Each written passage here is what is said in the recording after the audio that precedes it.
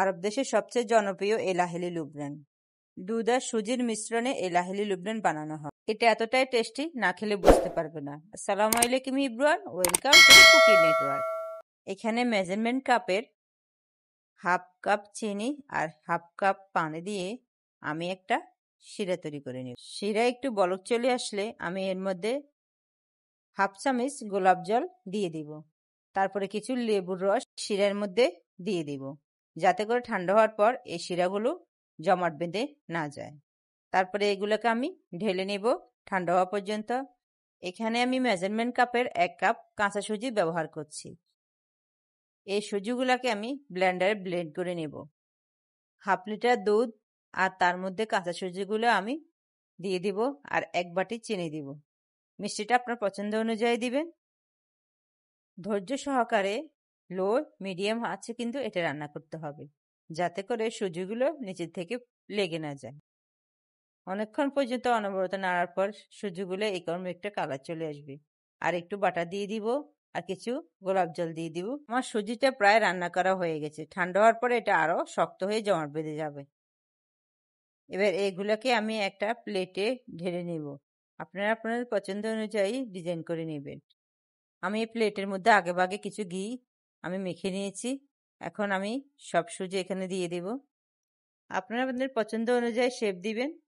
আমি আমার পছন্দ অনুযায়ী একটা শেপ দিয়ে দিচ্ছি। এবার সুজিটাকে চারপাশ ঘুরিয়ে একটা চাঁদের মতন শেপ দিয়ে দিব আমি। এই লাহিলি লুবনান আরব দেশের সবচেয়ে জনপ্রিয় ডেজার্ট। চারপাশ ঘুরিয়ে যখন শেপ দেওয়া শেষ হয়ে যাবে তখন এটাকে নর্মাল ফ্রিজে রেখে দিবেন, কারণ এটা বারবার কিন্তু শক্ত করে নিতে হবে। শক্ত হয়ে যাওয়ার পর যখন আমি এটা খুলবো তখন পুরোটা একটা চাঁদের মতন হয়ে যাবে। এখানে আমি কিছু হুইট ক্রিম আগে থেকে ব্লেন্ড করে নিয়েছি। এবার সুজির মিশ্রণের উপর আমি এগুলাকে দিয়ে দিব। আপনারা বিভিন্নভাবে বিভিন্ন শেপ দিয়েও নিতে পারেন। আমি আমার মতন করে নিয়ে নিচ্ছি। কেকের নলেজ দিয়ে বিভিন্ন রকম ফুল আঁকা যায়, তাতেও হয়ে যাবে।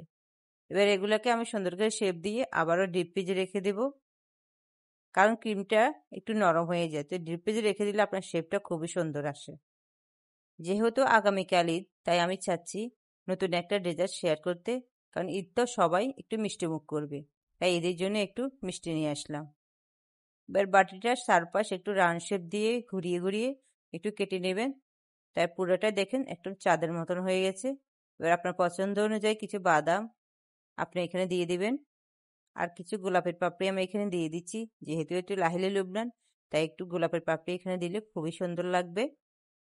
যখন আপনি এটা বাসায় বানাবেন তখন সবাই আপনার প্রশংসা করতে বাধ্য থাকবে। এবার এখান থেকে আমি 1 পিস কেটে আপনাদেরকে দেখাচ্ছি কতটা ক্রিমি আর কতটা মজাদার হয়েছে। কাটতে যদি কোনো সমস্যা হয় তাহলে ডিপ ফ্রিজে আবার রেখে দিতে পারেন।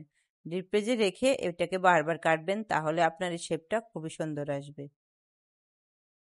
খেতে খুবই আকর্ষণীয় হয়েছে। এবার 1 পিস কেটে আপনাদের সামনে শেয়ার করছি। এবার যে শিরাটা আমি করেছি কিছুটা আমি এখানে দিয়ে দিব। আমি পুরোটার মধ্যে দিই নেই, কারণ আমি ঈদের সময় এই ডেজার্টটা সবাইকে পরিবেশন করে দিব। সবাই ভালো থাকবেন, সুস্থ থাকবেন। ঈদ মোবারক।